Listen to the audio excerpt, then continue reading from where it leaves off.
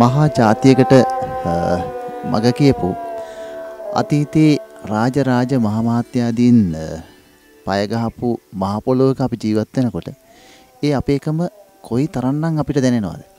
ඉතින් මේ ජීවිත කතන්දර හරි අපූර්වයි. අද අපි රජරට පුරවරට එන්නේ ඒ අපේකම හොයාගෙන. තවමත් ඒ අපේකම තියාගෙන ජීවත් වෙන මිනිස්සු මේ මහ පොළොවේ හරි අපූර්වට ජීවත් වෙනවා. එයින් පණ්ඩ ලබන අපූර්ව ජීවිත තමයි අද අපේ කතාව. මිනිස්සුන්ගේ ජීවිත කතාව ඇතුලේ මෙන්න මේ වගේ චරිතත් කොයිතරම්නම් ආදරණීය විදිහට අපිට දැනෙනවා.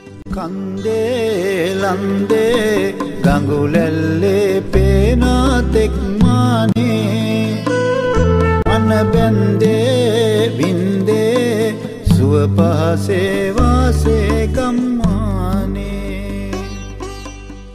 ඉතින් මේ ජීවිත කතා හරි අපූර්වයි. ආර්යදාස තාත්තගෙත් සුන්දර අම්මගේ ජීවිත කතාව ඇතුලේ අපි හොයන්නේ මනුස්සකම.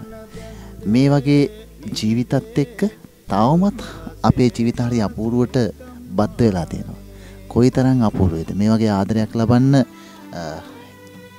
ඒ ගවයනුත් වාසනාවන්ත වෙනකොට මනුස්සයෙක් විදිහට අපිත් හරිම වාසනාවන්තයි. තාමත් එදා වගේම අපේ ජීවිත ගෙවන්නේ මේගොල්ලොත් එක්ක. මේ මහ පොළොවේ එහෙම ජීවිත හොයාගෙන අපි දහම් සුහුද ටීවී ඔස්සේ අපි ආවේ අනුරාධපුර ඉහළ කනබෑව පාරේ නිල්වන් ජලාසේ ගම්තීරේ ගුරු පාරේ සිරි දෙවූ සිනාවේ විල්යායේ දොළ පාරේ නිල්වන් ජලාසේ ගම්තීරේ ගුරු පාරේ සිරි දෙවූ මහා පාන්දර ජීවිත කතන්දර ලියන මිනිස්සු අපේ ජීවිතය ඇතුලේ මුණ ගැහෙනවනේ. ඉතින් අපි අනුරාධපුරයට එනකොටත් තවමත් මේ ජීවිත කතා ලියන චරිත අපිට මුණ ගැහෙනවා. කොහොම අතාරින්නද? සුන්දර අම්මලාගේ ජීවිතත් හරියට ඒ වගේ මේ මහ පොළොවත් එක්ක හැප්පිලා ජීවිතේ කොහොම හරි ගැට ගහ ගන්න ඕනේ නිසාම සමහර දේවල් එදා වගේ හරි අපුරට අතරත් කරනවා. ඉතින් සුන්දර අම්මේ අපිට මේ ජීවිතය ගැන පොඩ්ඩක් දැනගන්න ඕනේ. උදේ පාන්දර වැඩ පටන් ගන්නව නේද? උදේ පාන්දර එනවා කිරි ගන්න. 4ට එනවා. එවිලා 6 වෙනකොට කිරි අරන් ඉවරයි. ගෙදර ගිහිල්ලා කිරි බෝතල් වලට දාලා මම වැට්ට යන්න පෙයි. මාත් එක්කගෙන යනවා මණ්ඩලයට කිරි දාන්න. එදා ඉඳලා අද දක්වාම මේක තමයි මං හිතන්නේ සුන්දරම්මලාගේ ජීවිත කතාව ඇතුලේ ලියවුණු එකම දේ. ජීවත් වෙන්න ඕනේ. මහ පොළොවට දැනෙන ජීවත් වෙන්න ඕනේ. මේ සතා සිව්පාවත් එක්ක ගෙවන ජීවිත සුන්දරම්මේ කොහොමද දැනෙන්නේ? මං හිතන්නේ දරුවෝ වගේ මේ සත්තු ටික බලාගන්න. දරුවෝ වගේ තමයි බලාගන්න. දැන් මේ ගව මඩුවක් කරන්න සාමාන්‍යයෙන් මේව දෙයක් කරන්න කොයි කාලේ වගේද පටන් ගත්තේ? අවුරුදු 4-5ක් වගේ ඉඳලා. අවුරුදු 4-5ක් තිස්සේ තවමත් මේ දරුවෝ ටික බලාගෙන කිරි ටික දෝනවා. ඒ වෙන එකකට නෙමෙයි. එදා වේල හම්බ කරගන්න. අපිත් එහෙමයි. ඔබත් එහෙමයි. ඉතින් අපි දහම් සුවඳ ටීවී ඔස්සේ බලාපොරොත්තු වෙන්නේ මේ ලෝකයට මේ කතන්දරය කියන්නේ. මන බැන්දේ බින්දේ සුව පාසේ වාසේ ගම්මානේ කන්දේ ලන්දේ ගඟුලැල්ලේ පේනා තෙක් මානේ. ජීවිතවලට ආදරය කරන මිනිස්සු තාමත් මේ මහ පොළොවේ ජීවත් වෙනවා. සුන්දරම්මේ දැන් මොකද්ද හිතෙන්නේ දැන් ඒ තරුණ කාලේට අපි යන්කෝ ආපහු අතීතයේ දිහාට ඒ කාලේ අද කාලේ වෙනකොට සමාජය ඇතුලේ ලොකු වෙනස්කම් දකින්නවද? මොකද ජීවිතය ඇතුලේ වෙනස්කම් දකින්නවද? මොකද හිතෙන්නේ? මේ ගස් යට තමයි ගොඩක් හිටියේ. දිවුල් ගස් යටයි. මේ තිම්බිරි කෑවා. ඒවා තමයි අපි කරේ. මේ දුවලා පැනලා තාත්තලා ඉතින් ඉස්කෝලේ යන්නේ නැහැ කියලා බයිනවා. ගස් යට තමයි ගොඩක් හිටියේ. ගස් බඩ ගෑවා. අපි මහ පොළොවත් එක්ක හිටියා ගහකොළ ආශ්‍රය කරා. හැබැයි අද කාලේ දරුවන්ට මේවා ටිකක් ඈත් වෙලා නේද? දැන් දරුවෝ දන්නෙත් නැහැ ඔය තිමිරි කියන ඒවා හැම දන්නේ නැහැ. ඒවා දන්නේ නැහැ යාලා. දිවුල් නම් ඉතින් තියෙනවනේ. ඒවා කනවා. එතකොට ඔය කෑලියා ඔය දිවුල්ලේ වදන්නේ යාලා දැන්. ඔව්. තිම්බිරි නෑ ඇත්තටම දැන් කන්න පොඩි උන්ට නෑනේ. ඔව්. මේ ඉහළ කරඹෑව ප්‍රදේශය ගත්තොත් අම්මේ ගොවිතැන් බත් ඊට පස්සේ මේ වගේ ගාල් හදාගෙන ඒවත් එක තමයි ජීවිතේ ගෙවෙන්නේ. ඒවත් එක තමයි ගෙවෙන්නේ. දැන් මේ කුඹුරු වැඩ කරන කාලෙට අර හෙට උදහට ගෙනියනවා වැව උදහට හරක්. නැත්තම් මේ කුඹුරු කරන්න බෑනේ. මේ මෙවුන් පැනලා කනවනේ. ඔව්. ඔව්. පැටවල ඔක්කොම අරන් යනවා එහාට. වෙල්යායේ දොළ පාරේ නිල්වන් ජලාසේ ගන්තීරේ ගුරු පාරේ සිරි දෙවූ සිනාවේ වෙල්යායේ දොළ පාරේ නිල්වන් ජලාසේ ගන්තීරේ ගුරු පාරේ සිරි දෙවූ සිනාවේ මේ වනාලි ප්‍රශ්න ගත්තොත් එහෙම හැම තැනකම ওই ප්‍රශ්නේ තියෙනවා. හැබැයි තාමත් මේ පැතිවල අපිට එහෙම් මෙහෙන් ආරංචි වෙනවා වනාලි ප්‍රශ්න තියෙනවායි කියලා නේ. එහෙම තියෙනවද? තියෙනවා මේ කුඹුරු පැහැන කාලේ එනවා. අපි ওই වැකන්දේ ගිනි ගොඩවල් ගහගෙන තමයි ඉන්නේ. මේ ඔව් මෙයාට හරක් මේ අලි පණී කියලා ඔහින් පන්සල පැත්තෙන් ඔහින් යනවා හරක්. මේ අලි ඔව් ඔය වැව් උඩ යනවා මෙයාට එන්නේ නැහැ. අය ගිනි ගොඩවල් ගහගෙන ඉන්නේ. එහෙම ජීවිතත් තියෙනවා. මොනවා කරන්නද? උපන් ප්‍රදේශය ඇතුලේ හරි අපූර්ව ජීවත් වෙන්න එදා වගේම අදටත් මේ මහ පොළොවත් එක්කම එහෙම ඉන්නවා ඉතින්. හැබැයි ඉතින් මේ ජීවිත හරි අව්‍යාජයි. කිසිම අර ණයක් නෑ මේ මහ පොළොවට. හරි අපූර්වට මේ මහ පොළොවත් එක්කම ජීවත් වෙන්න සුන්දරම්මලාට මග කියලා දීලා තියෙනවා. හැබැයි ඒක සමාජය ඇතුලෙන් ගම ඇතුලෙන් පරිසරය ඇතුලෙන් ලැබුණ දෙයකටත් වඩා ඒක සුන්දරම්මලාගේ අම්මලාගේ තාත්තලාගෙනුත් ඒ සීයලාගේ ආච්චිලාගෙනුත් ආපු දේවල් නේද? අපිට පොඩ්ඩක් විස්තර ටිකක් කියන්නකෝ පවුලේ කොහොමද විස්තර කියලා. අපේ මෙහෙනම් මම මෙහෙ නෙමෙයි මේ අලුගොම් පැත්තේ කොප්පෙටියව කියලා ගමේ ඉපදුනේ. මෙහෙටම අවුරුදු 19යි මෙයාත් කෙනකොට. ඔව් එතකොට මේ ඉතින් අපේ අම්මලා මේ තාත්තා නැහැ අම්මා අංශභාගය හැදිලා දැන් ගෙදර. මේ තාත්තා නැති වුණා. මේ සහෝදරයෝ ඉන්නවා දැන් ගමේ. අම්මා බලන්න මම සතියෙන් මාසෙන් මාසෙට යනවා පඩි අරගෙන. ගිහින් බලලා ඉන්නේ දැන් තව ගියේ නැහැ බලන්න. ඔව්. දූ මුණු පිරියන් දැන් බලා කියාගෙන ජීවිතේ හරි අපූර්වට ගෙවන කාලයක් නේද? අර එහා පැත්තේ තියෙනවා නේද? මොන පුරයි මිනිපිරි. අපි ඒ දෙන්නවත් ගමු පස්සේ. මේ දැන් අපේ අම්මේ දැන් ගොඩක් වෙලාවට මේ ඇවිල්ලා රජරට රාජධානියනේ අනුරාධපුරේනේ. ඉතින් මේක ඇවිල්ලා අපේ රටේ ඓතිහාසිකම නගරයක තමයි ඉන්නේ අම්මලා. ඉතින් අම්මලත් එක අතකින් හරි පුණ්‍යවන්තයි නේද මේ දේශය ඇතුලේ ද්‍රෝණයක් සර්වජන ධාතුන් වහන්සේලා වැඩ ඉන්න රුවන්වැලි මහසෑරදුන් ජයශ්‍රී මහ බෝසත් සමිඳුන් වහන්සේ.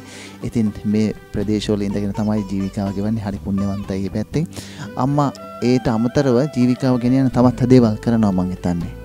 ඒකත් අපිට කියන්න.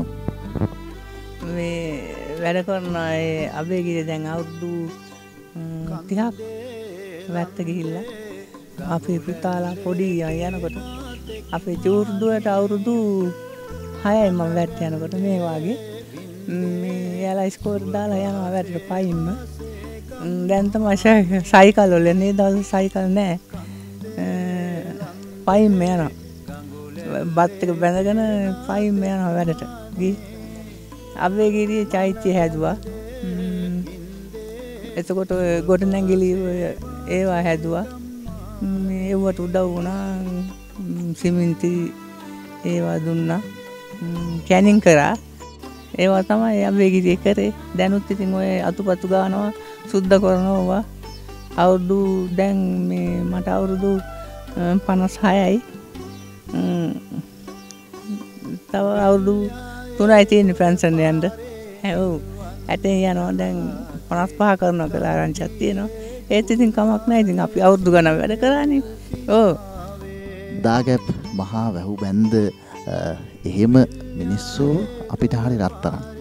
අවුරුදු 30ක් අබේගිරි විහාරයේ ඒ ස්තූප ගොඩනගන්න, ඒ ගැනීම් ප්‍රතිසංස්කරණ කටයුතු මේ සියල්ලට සුන්දර අම්මලා එක්කාසු වුණා. එක් පැත්තකින් රැකියාවකට වඩා මහා පුණ්‍ය කර්මයක් නේද අපි ඒ වගේ දේවල් කරන එක. ඔව්. ඉතින් අර කෙනෙක් රැකියාවක් කරනවා කියලා ඒ දේවල් කරාට මේ සමහර වෙලාවට ඒවා හරි මේ පින් කියලා හිතන්නේ නැහනේ. හැබැයි අම්මලාට එහෙම නෑ නේද? අම්මලා හරි ජීවිතේදී බොහොම සුන්දරව මොන දේ තිබ්බත් අපි සතුටින් ඉන්න ඕනේ කියලා හිතුවේ කොහොමද අම්මේ? ඉතින් දැන් රස්සාවක් කරනවා ඒකින්ද දරුවෝ ඔක්කොම බැඳලා ඉවරයි.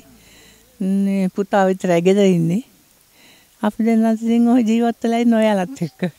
ජීවිතේ එහෙම සරලකම් තියාගන්න පුළුවන් නම් හරි වටිනවනේ. දවස ආරම්භ කරන්න. හරියටම පාන්දර 4ට විතර තමයි අපිත් මෙතෙන්ට ආවේ. ඉතින් තාමත් ආර්යදාස තාත්තා පිටිපස්සේ වැඩ. තාමත් මේ කිරි දෝන ගම මහා පරපුරකට මේ අපේම දරුවන්ගේ කිරි ටික තමයි අපි දොවාගන්නේ. එක පැත්තකින් මහා පිනක්, අනෙක් පැත්තෙන් ජීවිකාව සලි කරගන්න එක ශක්තියක්. හැමදාමත් වගේ මහා පාන්දරට ඇවිල්ලා මෙන්න මේ ඉන්න ජීවිත ජීවත් කරන්න මහා පොළොවත් එක්ක හැප්පෙන්න ආර්යදාස තාත්තලා එදා ඉඳලම උනන්දු වුණා. ඉතින් ඒ අර මහා ලොකුවට ජීවිතය ගෙවන්න නෙමෙයි, බොහොම සරල විදියට මේ ජීවිතේ කිසිම අමාරුවක් නැතුව බරක් නැතුව ජීවත් වෙන්න තමයි මම හිතන්නේ තාත්තේ එහෙම වැඩ කටයුතු කරන්නේ. අපි යන්කෝ අතීතයට ඒ කාලේට එදා ඉඳලම ගොවිතැන් බන්ද කරේ කොහොමද කියන්නේ? ගොවිතැන් තමයි අයියාම අපි තාත්තලා ඒ පරම්පරාවම ගොවිතැන් තමයි මේ වල තුන් දෙනා ගම මේ. දැන් අපේ තාත්තගේ දරුවන්ට මෙතන ඉඳලාම මෙතන වැවකාවට යනකම් ඒ දරුවන්ට දීලා තියෙන්නේ. ඒ තමයි ගෙවල් හදාගෙන වෙලා ඉන්නේ පදිච්චිලා.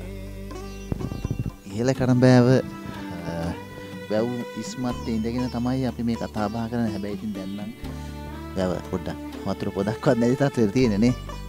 සුබහදාමත් එක්ක මේ පරිසරයත් එක්ක ජීවත් වෙන කෙනෙකුට හරියටම කාලවකවානු දින තීරණය කරන්න පුළුවන්. කොයි කාලෙද වහින්නේ, මොන කාලෙද අපි කුඹුරු ගොවිතැන් කරන්නේ නේද? මාස් කන්නේද, යල කන්නේද, මේවා කන්නත් එක්ක කොහොමද ජීවිත ගෙවන්නේ කියන එක තාත්තලාට හරි අපූර්වට මේ ජීවිත කතන්දර ලියන්න පුළුවන්. ඒවා මේ අර තාක්ෂණික දැනුම ඒ වගේ දේවල් අවශ්‍ය නැහැ. මේ තමයි මහ පොළොවේ ජීවත් වෙන චරිත. ඉතින් මේ තාත්තේ දැන් අර කිව්වා වගේ 3 දෙනෙකුෙන් පටන් ගත්ත ගමක් ඇතුලේ තමයි අපි මේ ඉන්නේ.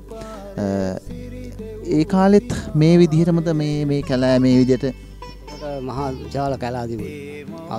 අපි පොඩි අපි ඉස්සර හිටිය කරඹෑ ප්‍රධාන පාරේ අපි පොඩි අපි තාත්තලා දෙක්කනකොට උගක් පොඩි මේ එන කැලේ ආලි හැම සතෙක්ම ඉඳලා දිනවා. මුකලන් ලොකු කැලෑ තිබිලා තියෙනවා.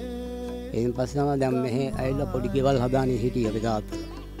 ඉඳලා ඉස්කෝලේට ආහාරමේ බාර දුන්නාන් පස්සේ මෙතන ඉඳලා පාට යනකම් එක්කන් යනවා උදේ. ආය එක්කන් එන්න මොකද සත්තු ආහාර මෙහෙ මාරු වෙනවා පාට. ඔව් අලි ඔය ගෝනුමු නම් සතෙක්ම මෙව්වේ. එදා ඉඳලා ඉතින් ඒ විදිහ තමයි ජීවත් වෙන්නේ. එහෙම නෙමෙයි මේක ඉතින් අර අපි කිව්වේ ඒකයි බුදුන්ගේ ස්පර්ශය නැද බුදුරජාණන් වහන්සේගේ ස්පර්ශය නැද පුණ්‍ය භූමියක තමයි අපි මේ ඉඳලා මේ විදිහට කතා බහ කරන්නේ මේ විදිහට ජීවිත ගැන කතා කරන්නේ. දැන් අපි උදේ පාන්දර අපි දැක්ක තාත්තලා ඇවිල්ලා මේ විදිහට මේ තමන්ගේ දරුවෝ වගේ ඉන්න මේ ගවයොත් එක්ක එකතු වෙලා කිරි ගවයන්ව තියාගෙන දැන් කොහොමද මේ වැඩ කටයුතු කරන්නේ? පාන්දර නැගිටලා මගේ ඔය වැඩ කරගන්නවා කිරි ටික අරන් ගිහින් දානවා. එතනින් ඇවිල්ලා ඉතින් උන්ගේ වැඩ තමයි මම කරන්නේ දවසම. ඒ උදවසම කියන්නේ උන්ට තනකොළ කපලා ගෙනල් දෙනවා, වතුර දෙනවා, උන් අරන් ගිහලා බඳිනවා, එහෙනම් ලේලා එනවා. ආයෙ ඉතින් ඇහි බැලුනටම වාගේ තමයි තියාගෙන ඉන්නේ. කොච්චර සාමාන්‍යයෙන් කිරි ප්‍රමාණයක් දවසට දොවා ගන්නවද? කොහමද කිරි ලීටර් 18ක් විතර වගේ තමයි දැන්ට කරන්නේ. ගම්මානේ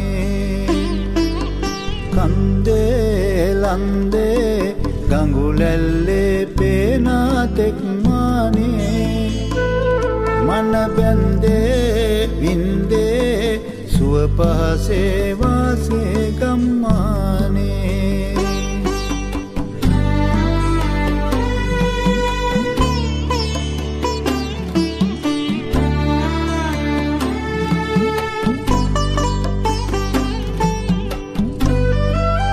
මහලොකු හීන බලාපොරොත්තු මේ ජීවිතවල නැහැ.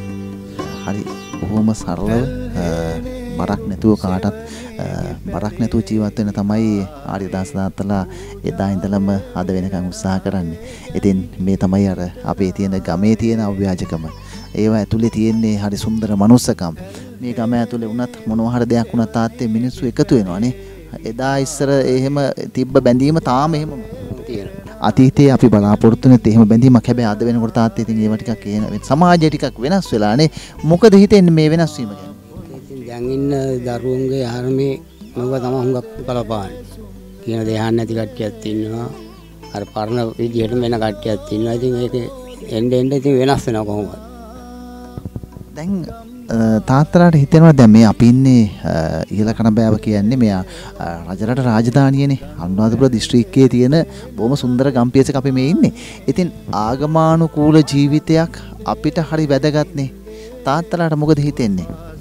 ඒවත් ඉතින් ඒ විදිහම කරගෙන යනවා. ඉතින් කිසිම එකක් අඩුපාඩුවක් නැහැ ඉතින්. අපිත් ඉතින් පන්සල හදන්න සෑහෙන්න මහන්සි වුණා එදා ඉඳලම.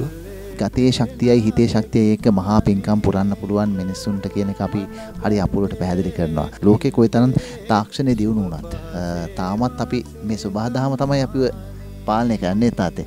කොරෝනා කාලේ එහෙම කොහොමද ජීවිතේ ගෙවුනේ? අපිට ඉතින් එහෙම වැඩි කරදරයක් වුණේ නැහැ මේ පැත්තට.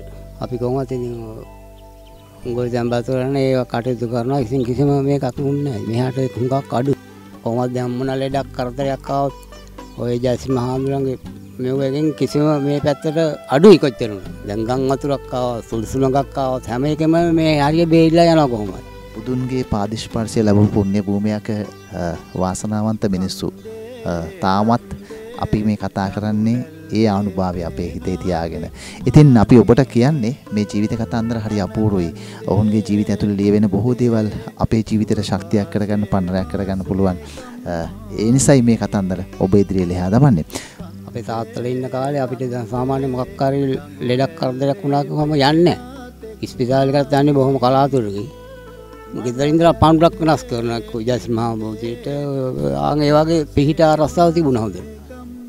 බෙහෙත් ගන්න ඉතින් පස්සේ ඉතින් මොකක් හරි මෙව වෙලා ආහාර මේ වුණොත් නැත්නම් ඉතින් අර පණ්ඩුවක් ආහාර මේ බැඳලා මේ වුණාම පස්සේ ඒක ටිකක් බලපානවා.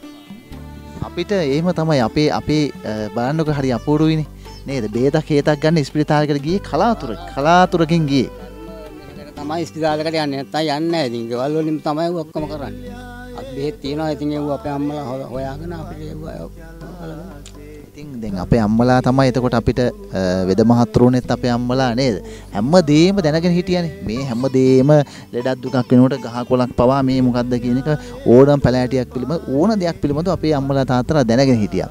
ওই තරම්නම් අපි ශක්ති සම්පන්න ජාතියක්ද නේද? එහෙම උදාර ජාතියක් අපි. ලෝකේ කොතනකවත් එහෙම ඉතිහාසයක් කාටවත් තිබුණේ නැහැ. හැබැයි අපිට ඉතිහාසයේ උරුමකරුවන් විදිහට හරි අපූර්ව දේවල් තියෙනවා.